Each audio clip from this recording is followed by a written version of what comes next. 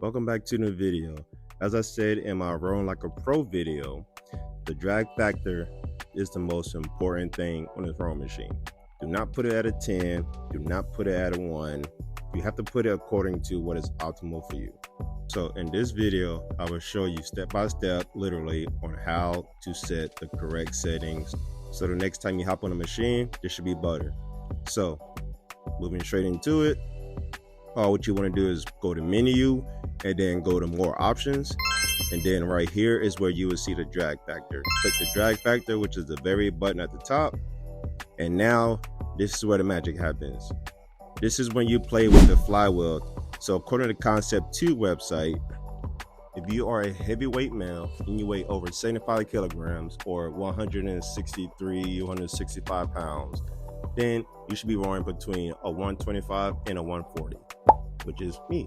Right now, I weigh 250 pounds. Yes, I know I'm fat, but that's besides the point. Moving forward, if you are a lightweight male, which is under 75 kilograms or under 163 to 165 pounds, your drag factor should be between 120 and 135. And putting it more into perspective, I've been rowing at a damper 1 setting.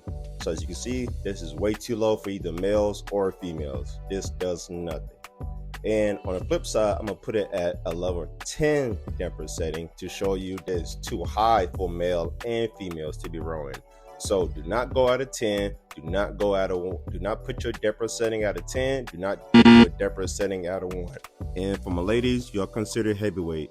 If you're over 135 pounds, you should be wearing your drag factor should be at between 120 and 130.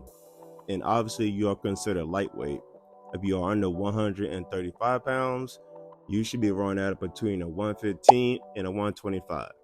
Now, obviously these are big ranges, so play around with the flywheel to get your correct drag factor every time you hop on a rowing machine, because every rowing machine is different. All rowing machines are not the same. Some have more wear, some have more wear and tear on it. Some chains are like wobbly, loose, whatever. People use and abuse these machines in big gyms and they don't take care of them. So before you hop on a rowing machine, please make sure you are doing your correct drag factor. Just because your damper settings is at a 5 on one machine, it may be at a 4.5 on another machine or a 6 on another machine. It just depends on the wear and tear of the machine. So there you go. There you have it. Just make sure that you have the correct damper settings before you row. Please. And I'll see you in the next video.